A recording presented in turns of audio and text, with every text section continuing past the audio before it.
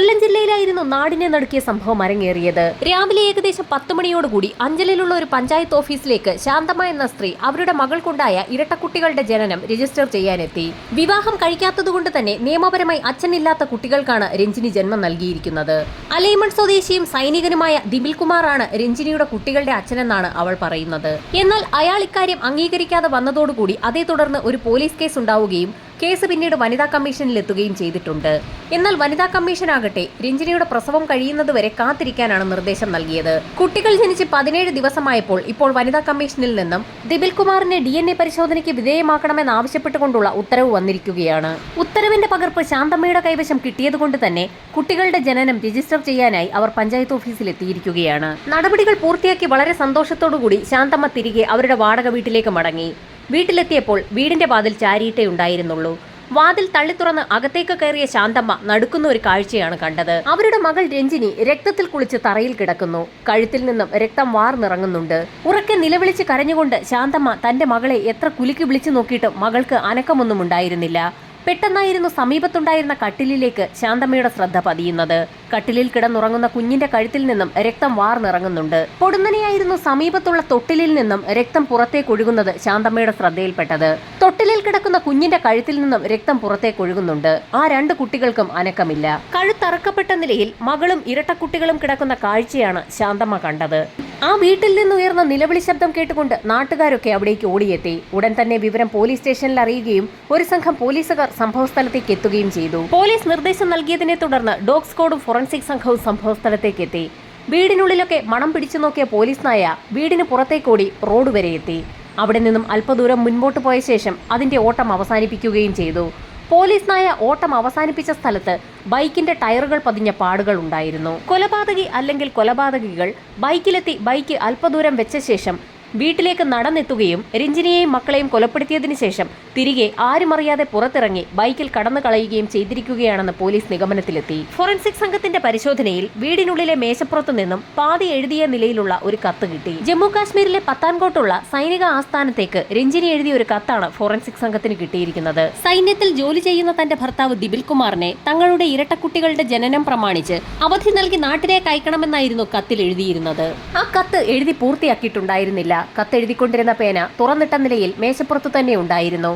ആ മേശയ്ക്ക് സമീപമായിരുന്നു രജനി കുത്തേറ്റ് മരിച്ചു കിടന്നത്. രഞ്ജിനിക്ക് ഉറക്കെ കരഞ്ഞ് ബഹളമുണ്ടാക്കാൻ കഴിയാത്ത തരത്തിലുള്ള ഒരു കുത്താണ് അവൾക്ക് ആദ്യം ലഭിച്ചത്. ആക്രമിയെ രഞ്ജിനി നന്നായി തടുത്തിട്ടുണ്ട്. അയാളുടെ ദേഹത്തിലുണ്ടായിരുന്ന തൊലിയുടെ അംശങ്ങൾ രഞ്ജിനിയുടെ നഖങ്ങൾക്കിടയിൽ പറ്റിപ്പിടിച്ചിട്ടുണ്ടായിരുന്നു. പോലീസ് സംഘം അയൽവാസികളെ വിശദമായി തന്നെ ചോദ്യം ചെയ്തു.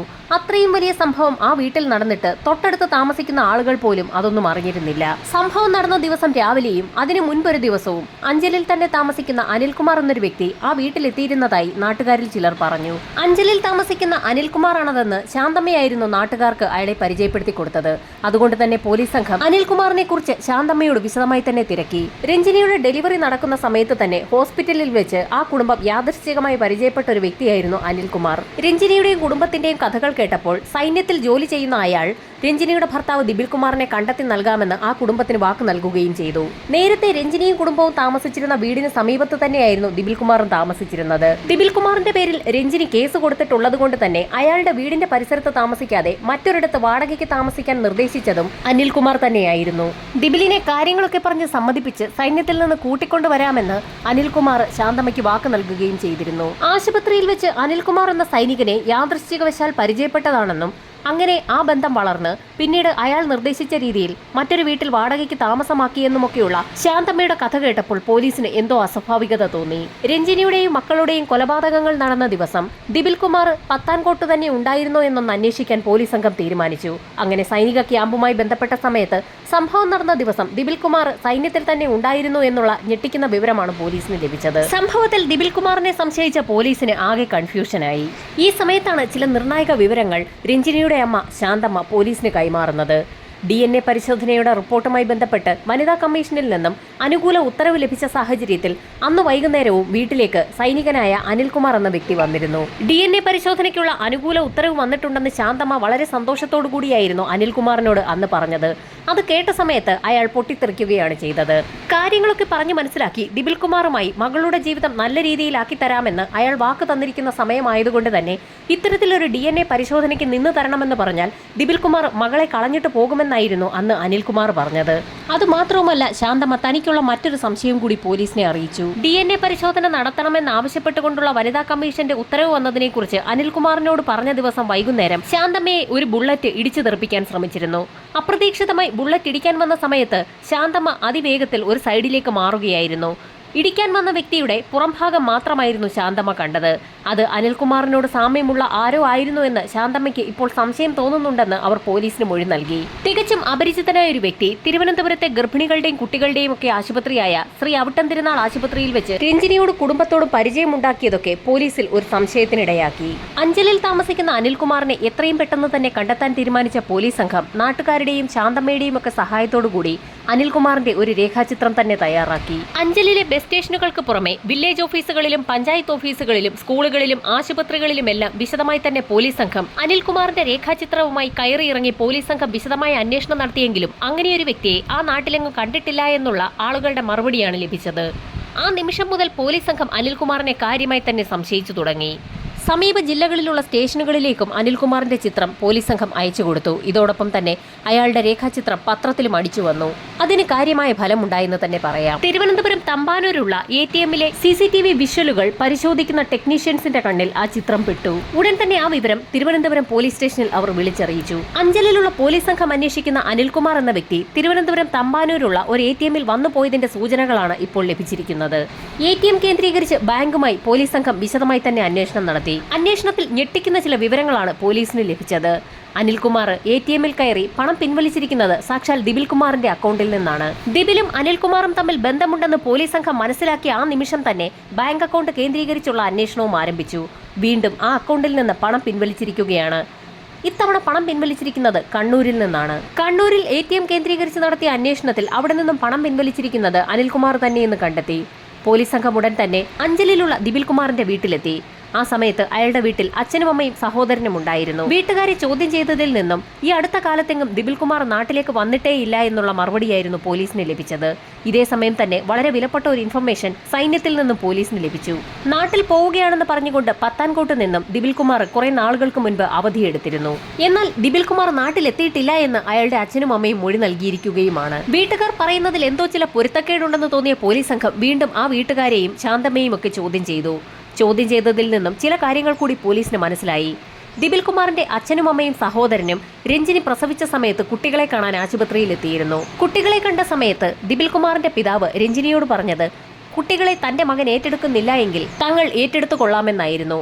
എന്നാൽ ഇതേ സമയം ദിപിലിന്റെ അമ്മയും സഹോദരനും ശാന്തമ്മയോട് പറഞ്ഞത് മറ്റൊരു രീതിയിലായിരുന്നു. ആ കുട്ടികളെ കണ്ടിട്ട് തങ്ങളുടെ മകൻ ദിപിലിന്റെ യാതൊരു ഛായയുമില്ല എന്നും തങ്ങളുടെ മകൾ മറ്റാർക്കോ ജനിച്ച കുട്ടികളെ തങ്ങളുടെ സൈനികനായ മകന്റെ തലയിൽ കെട്ടിവെക്കാൻ ശ്രമിക്കുകയാണെന്നുമായിരുന്നു ദിപിലിന്റെ അമ്മ അന്ന് ശാന്തമ്മയോട് സംസാരിച്ചത്. ഇക്കാര്യങ്ങളൊക്കെ വിശദമായി തന്നെ പോലീസ് സംഘം ശാന്തമ്മയുടെ മൊഴിയുടെ അടിസ്ഥാനത്തിൽ രേഖപ്പെടുത്തുകയും ചെയ്തു. തുടർന്ന് പത്താൻകോട്ടുള്ള സൈനിക കേന്ദ്രത്തിലേക്ക് ദിപിൽ കുമാറിനെ എത്രയും വേഗം നാട്ടിലേക്ക് അയക്കണമെന്നാവശ്യപ്പെട്ടുകൊണ്ട് പോലീസ് സംഘം റിക്വസ്റ്റ് അയച്ചു. പോലീസിന്റെ റിക്വസ്റ്റ് കിട്ടിയതും പത്താൻകോട്ട് നിന്നും ഒരു സൈനികനൊപ്പം ദിപിലിനെ നാട്ടിലേക്ക് അയച്ചു. സൈനികനൊപ്പം പത്താൻകോട്ട് നിന്നും നാട്ടിലേക്ക് വന്ന ദിപിലിനെ ദില്ലിയിൽ വെച്ച് മിസ്സാവുകയും ചെയ്തു. ആ സൈനികൻ ആ പ്രദേശമൊക്കെ അരിച്ചു പറക്കിയെങ്കിലും ദിപിലിനെ കണ്ടുകിട്ടിയില്ല. ദിപിലിനൊപ്പം വന്ന സൈനികൻ ഉടൻ തന്നെ ആ വിവരം പത്താൻകോട്ട് അറിയിക്കുകയും സൈന്യം ഉടൻ തന്നെ ദിപിലിനെ കണ്ടെത്താൻ ഒരു അന്വേഷണം നടത്തുകയും ചെയ്തു. ഇതേ സമയം തന്നെ സൈനികൻ എന്ന് പറഞ്ഞ് പരിചയപ്പെടുത്തിയ അനിൽകുമാറിന്റെ ഫോട്ടോയും അയാളെക്കുറിച്ച് വിശദമായി അറിയുന്നതിനായി പോലീസ് സംഘം സൈന്യത്തിലേക്ക് അയച്ചിരുന്നു. അതിനും ഫലമുണ്ടായി. അനിൽകുമാർ എന്ന വ്യക്തിയുടെ യഥാർത്ഥ പേര് രാജേഷ് എന്നാണ്. അയാളുടെ സ്ഥലം കണ്ണൂരാണ്. കണ്ണൂരുകാരനായ രാജേഷാണ് യഥാർത്ഥത്തിൽ അഞ്ചലിലുള്ള അനിൽകുമാർ എന്ന് പറഞ്ഞ് ശാന്തമ്മയെയും കുടുംബത്തെയും ഇത്രയും കാലം പറഞ്ഞു പറ്റിച്ചുകൊണ്ടിരുന്നത്. ഇതോടൊപ്പം തന്നെ സുഹൃത്തുക്കളുമായി എപ്പോഴെങ്കിലും ഇരുവരും ബന്ധപ്പെടാൻ സാധ്യതയുണ്ടെന്ന് മനസ്സിലാക്കിയ പോലീസ് സംഘം രണ്ടുപേരുടെയും സുഹൃത്തുക്കളുടെ വിശദമായ ഒരു ലിസ്റ്റ് തന്നെ തയ്യാറാക്കി. 1-2 ആഴ്ചയ്ക്കകം തന്നെ ഇരുവരും ഏതെങ്കിലും ബന്ധുക്കളെയോ സുഹൃത്തുക്കളെയോ വിളിക്കാൻ സാധ്യതയുണ്ടെന്ന് മനസ്സിലാക്കിയ പോലീസ് സംഘം എല്ലാവരുടെയും കോൾ ഡേറ്റ റെക്കോർഡുകൾ വിശദമായി തന്നെ പരിശോധനയ്ക്ക് വിധേയമാക്കി. എന്നാൽ പോലീസുകാരുടെ കണക്കുകൂട്ടലുകൾ തെറ്റിച്ചുകൊണ്ട് ബന്ധുക്കളെയോ സുഹൃത്തുക്കളെയോ ആരും തന്നെ നാളുകൾ കഴിഞ്ഞിട്ടും രാജേഷോ ദിപിലോ ബന്ധപ്പെടാൻ ശ്രമിച്ചില്ല. പോലീസ് അന്വേഷിക്കുന്നതിന് സമാന്തരമായ രീതിയിൽ തന്നെ സൈനികരായ രാജേഷിനെയും ദിപിലിനെയും മിസ്സായതിനെ തുടർന്ന് സൈന്യത്തിലും അന്വേഷണം ഊർജിതമാക്കി. പോലീസ് സംഘം ഇരുട്ടിൽ തപ്പുകയാണെന്നും അന്വേഷണം ഊർജിതമല്ല എന്നും കാണിച്ച് നാട്ടുകാർ ആക്ഷൻ കൗൺസിൽ രൂപീകരിക്കുകയും അഞ്ചലിൽ പ്രതിഷേധങ്ങൾ ഉണ്ടാവുകയും ചെയ്തു. ലോക്കൽ പോലീസിന്റെ അന്വേഷണം ഊർജിതമല്ല എന്ന് കാണിച്ചുകൊണ്ട് കേസന്വേഷണം ക്രൈംബ്രാഞ്ചിലേക്ക് മാറി. എന്നാൽ ക്രൈംബ്രാഞ്ച് സംഘം വിശദമായ തിരച്ചിലും അന്വേഷണമൊക്കെ നടത്തിയെങ്കിലും സമാനമായ ഫലം തന്നെയായിരുന്നു. അവസാനം ആക്ഷൻ കൗൺസിലും രഞ്ജിനിയുടെ അമ്മ ശാന്തമ്മയും ചേർന്ന് അന്വേഷണത്തിലെ പോരായ്മകൾ ചൂണ്ടിക്കാണിച്ചുകൊണ്ട് ഹൈക്കോടതിയിൽ പരാതി നൽകി. ഹൈക്കോടതി ഇടപെട്ടതിനെ തുടർന്ന് അന്വേഷണം CBIക്ക് കൈമാറി. CBI അവരുടെ സകല ടെക്നിക്കുകളും ഉപയോഗിച്ച് അന്വേഷണം നടത്തിയെങ്കിലും ദിബിലിനെയോ രാജേഷിനെയോ കണ്ടെത്താൻ കഴിഞ്ഞില്ല. CBI നാളുകളോളം അന്വേഷിച്ചിട്ടും ഒന്നും കണ്ടെത്താൻ കഴിയാത്ത സാഹചര്യത്തിൽ തിരുവനന്തപുരത്തെ സൈബർ വിഭാഗത്തിലെ ടെക്നിക്കൽ ഇന്റലിജൻസ് ടീം ഒരു അന്വേഷണം നടത്തി. ടീം തലവൻ അങ്കിത് അശോകും ടീമുമായിരുന്നു വ്യത്യസ്തമായ ഒരു ഐഡിയ പ്രാക്ടിക്കലാക്കാൻ തീരുമാനിച്ചത്. സോഷ്യൽ മീഡിയ കേന്ദ്രീകരിച്ചൊരു അന്വേഷണം നടത്താനായിരുന്നു ആ ടീം തീരുമാനിച്ചത്. സംഭവം നടക്കുന്ന 2006-ലുള്ള ദിബിലിന്റെയും രാജേഷിന്റെയും ഫോട്ടോയാണ് പോലീസിന്റെ കൈവശമുള്ളത്. 18 വർഷങ്ങൾക്ക് മുൻപുള്ള ഫോട്ടോ ഇപ്പോഴുള്ളതുമായി എങ്ങനെ മാറ്റം വരുത്താമെന്നായിരുന്നു ആ സംഘം ആലോചിച്ചത്. ഏജ് ടൂളിന്റെ സഹായത്തോടുകൂടി നിലവിൽ രാജേഷിനും ദിബിലിനും 18 വർഷം കൊണ്ടുണ്ടായേക്കാവുന്ന മാറ്റങ്ങൾ ഉൾപ്പെടുത്തിക്കൊണ്ട് 2 ഫോട്ടോയാണ് സൈബർ സംഘം രൂപീകരിച്ചെടുത്തത്. ആ ഫോട്ടോ ഉപയോഗിച്ച് സകല സോഷ്യൽ മീഡിയ പ്ലാറ്റ്ഫോമുകളിലും ഒരു സെർച്ച് നടത്തി. അങ്ങനെ അവർക്കൊരു തുമ്പ് ലഭിച്ചപ്പോൾ അവർ ആ വിവരം CBIക്ക് കൈമാറി.